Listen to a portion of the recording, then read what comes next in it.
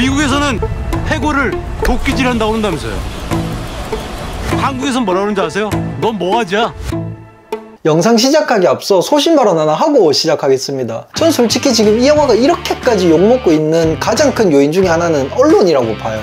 이 영화가 사실 국내에 상영되기 전에 베니스 국제영화제에 초청을 받고 갔잖아요. 그때 분명 수상 발표를 하기도 전인데 뭐 거의 어쩔 수가 없다가 수상했다는 듯이 막 기사를 써제꼈잖아요. 근데 그렇게 되면은 일반인 입장에서는 이 영화가 기대될 수밖에 없단 말이에요. 그래서 사전 예매율도 되게 높았잖아요. 근데 봐요, 결과가 어떻게 됐어요? 기대가 크면 실망도 큰 법이잖아요. 지금 엄청나게 뜨거운 이슈로 떠오르고 있거든요. 재밌다, 재미없다, 호불호가 극심하게 갈렸는데 오늘 이 영상에서 어떤 부분들이 관객들에게 좀 불편함을 줬는지 한번 디테일하게 분석해 보겠습니다. 바로 가보죠.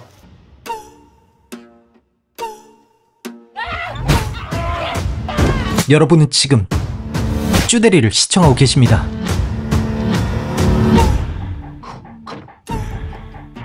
일단은 댓글에서 가장 많이 언급됐던 것들 위주로 한번 살펴볼 건데, 제가 많이 봤던 것 중에 하나가 만수가 살인을 하게 된 동기가 약하다라는 거였어요. 사실 원작 소설 안에서도 만수가 살인을 하게 된 동기는 딱 그거 하나였어요. 가장이 가장으로서의 역할을 못 해내는 거? 그래서 원작 소설 안에서도 애초에 그 살인 동기에 대한 개연성은 좀 부족했다라고 저는 생각했는데, 근데 이거를 박찬욱 감독님도 알고 계셨던지 만수가 살인을 할 수밖에 없는 이유에 대한 정당성을 좀 부과하려고 추가적으로 몇 장면을 사실 넣었어요. 만수가 마트에서 일하는 장면도 사실 원작에서는 없는 설정들이거든요. 그런 것들을 넣어서 아, 만수는 정말 힘든 가장이야, 그러니까 살인을 할 수밖에 없어, 이런 식으로 몰입하게 하려고 넣은 것 같은데 글쎄요, 전 사실 그렇게까지 몰입은 안 되더라고요. 왜냐면 정말로 그 만수가 살인하는 행각은 어쩔 수가 없어야 되는데, 지금 만수한테 일어나는 일들은 사실 뭐 20대, 30대 뿐만 아니라 40대, 50대까지도 누구에게나 흔하게 일어날 수 있는 일이기 때문에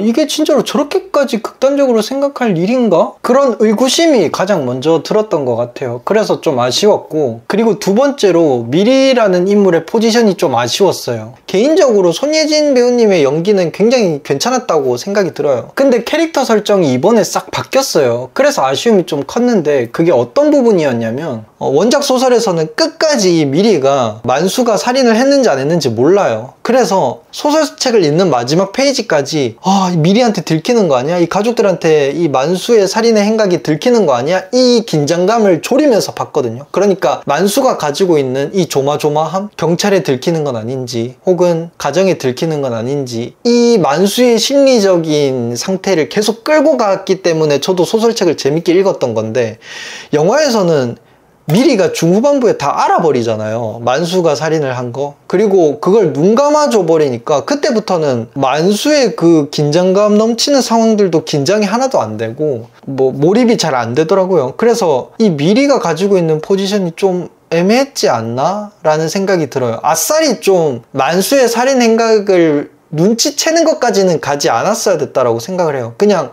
혹시 그런 나쁜 일 하는 거 아니야? 하면서 그 선을 넘나들면서 긴장감을 계속 줬어야 되는데, 그게 안 돼서 그게 흐지부지 끝나는 느낌은 좀 들더라고요. 그래서 그런 부분들도 좀 아쉬웠고, 그리고 또 많이 보였던 댓글이 영화 속의 장치들이 이해가 가지 않는다라는 글들이 좀 많았어요. 그러니까 저도 그런 게 좀 많았는데, 뭐 개인적으로 큼직한 거 몇 개만 얘기를 해보자면, 이병헌 배우님이 맡았던 만수가 풍치를 앓고 있잖아요. 이것도 소설에서는 없는 설정이거든요. 이 풍치를 계속 신경 써요. 그러니까 면접에 가서도 신경을 쓰고, 살인을 하면서도 신경을 쓰고, 마지막에 이제 박희순 배우님을 죽이게 되면서 이 풍치를 벤치로 빼잖아요.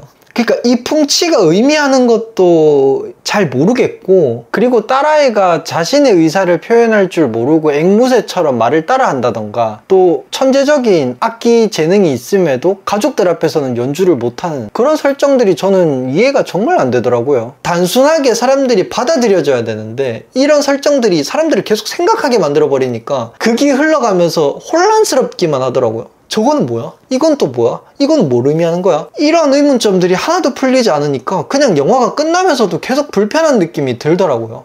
그래서 이런 부분들이 좀 많이 아쉽지 않았나 싶습니다. 그리고 다음으로는 사람들이 캐릭터에 대해서 아쉽다고 말했던 부분들에 대해서 한번 살펴보겠습니다. 일단 가장 먼저 만수를 알아볼 건데, 이병헌의 연기가 좀 코믹적이어서 깼다라는 사람들이 좀 많았어요. 제가 사라지는 대로 바로 연락드리겠습니다. 근데 이 부분을 저도 곰곰이 생각을 해봤는데, 원작에서의 만수는 정말 6명을 만수의 손으로 직접 죽이거든요. 그러다 보니까 뒤로 갈수록 점점 그 살인에 능숙해지고 인간성을 상실하는 모습이 나와요. 근데 그게 정말 코믹적인 요소가 아예 제로인 상태로 그냥 암울한 모습으로 처음부터 끝까지 쭉 가거든요. 그렇다 보니까 이병헌의 이런 중간중간에 약간 코믹적인 요소가 저는 좀 괜찮게 다가오더라고요. 왜냐면은 처음에는 그냥 이런 부분들이 웃겼어요. 만수의 좀 코믹적인 요소가 재밌게만 다가오다가 중후반부로 갈수록 이게 어쨌든 무시무시한 얘기로 변하잖아요. 그러다 보니까 이 웃음 소재가 그냥 마냥 웃기지만은 않더라고요. 뭔가 씁쓸하면서도 마냥 웃기지만은 않으면서도 좀 그 웃음이 좀 무섭게 변하는, 좀 오묘한 그 감정이 좀 저는 불러일으켜져서 오히려 만수라는 캐릭터가 소설 속에서의 만수보다 훨씬 더 입체적으로 잘 그려졌지 않나? 그래서 이 부분은 저는 좋았다고 생각을 합니다. 그리고 다음으로 미리를 알아볼 건데, 사실 개인적으로 가장 아쉽기는 해요. 뭐 아까 전에 말했던 미리와 만수의 관계, 그러니까 만수의 살인 행각을 미리가 끝까지 몰랐으면 어땠을까, 이것도 좀 아쉬웠지만 치과의사 유연석과 미리의 관계가 좀 더 크게 아쉽게 다가오더라고요. 왜냐면은 원작 소설에서는 만수는 그렇게 살인 행각을 벌이면서 미리한테 들킬까 들키지 않을까 막 노심초사하고 있는데, 그 와중에 미리는 또 바람을 피거든요. 그러니까 지금으로 따지면 유연석과. 그래서 미리는 또 얘한테 들킬까 들키지 않을까 이런 구도가 만들어져요. 그래서 되게 재밌거든요, 그 상황이. 근데 그런 설정을 없애고 미리가 그냥 단순하게 나는 만수 해바라기야 라고만 해버리니까 그게 전개가 너무 단순해지지 않았나 싶어요. 궁금하긴 하네요. 저도 왜 그렇게 바람피는 설정까지는 안 갔는지. 다음은 이제 범모와 아라의 관계예요. 이 두 커플이 초반에는 되게 재밌었거든요. 유머러스하기도 하고 그게 되게 생기를 불러일으키는 그런 인물인 줄 알았는데, 아라가 이제 바람피는 상황으로 몰아가죠. 그래서 결국 범모를 아라가 죽이게 되는데, 여기서 저는 약간 띠용했어요. 왜 아라가 범모를 죽이지? 점점 막장으로 치닫는 느낌이 좀 많이 들더라고요. 사실 범모와 아라라든지 시조 이런 인물들이 이 영화에서 했어야 되는 역할은 단순히 이런 실직된 상황의 중년들 너무 불쌍해, 안타까워, 이런 감정만 불러일으키는 역할이 아니에요. 원작 소설에도 보면은 만수가 실직을 했잖아요. 근데 그 상황에서 자기보다 더 경쟁력 있는 구직자들을 죽이러 갔는데 이 인물들은 생각보다 잘 살고 있는 거야. 그러니까 그 시간을 뭐 부부끼리 정원을 가꾸는 데 쓴다라든지, 아니면 고시조처럼 굳이 제지업이 아니더라도 자기가 할 수 있는 다른 일을 하면서 가족의 생계를 꾸린다든지, 그 불행한 상황들을 충분히 다른 행복한 일들로 바꿀 수 있다는 걸 말해주는 인물들이거든요. 그러니까 그 역할이 되게 중요한데, 근데 이번에 개봉한 박찬욱 감독이 어쩔 수 없다는, 만수와 똑같은 시기에 실직된 사람들이 모두 불행한 삶을 살고 있다는 거를 그려버려서, 나도 만약에 저런 중년의 삶을 살게 되면 진짜 총 들고 다 쏴 죽여야겠다, 막 이런 생각이 막 들더라고요. 그래서 좀 우울해졌는데, 아싸리 이거를 이런 식으로 풀지 말고 원작 소설과 비슷하게 해서 만수의 불행하고 또 폭력적인 상황으로 변해가는 이런 모습과, 똑같이 실직을 했지만 예쁘게 또 자신의 삶을 알차게 꾸리고 있는 사람들을 좀 대비되게 보여줬으면은 이 메시지가 좀 더 대중들에게 쉽게 다가갈 수 있지 않았을까라는 생각이 좀 많이 듭니다. 그리고 시조는 사실 뭐 원작이랑 되게 비슷하게 나왔어요.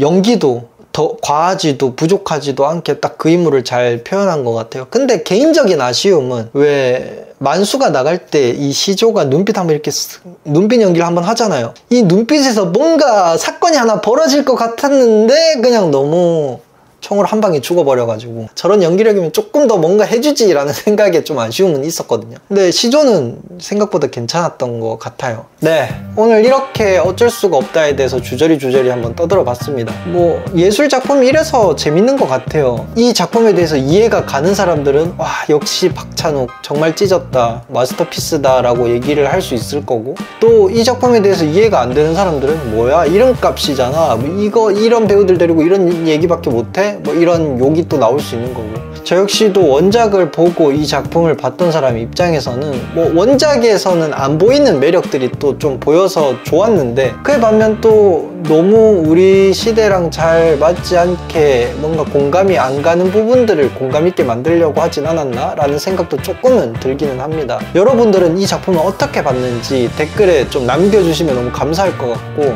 저는 또 다음 주에 새로운 컨텐츠로 여러분들을 찾아뵙도록 하겠습니다. 그럼 안녕!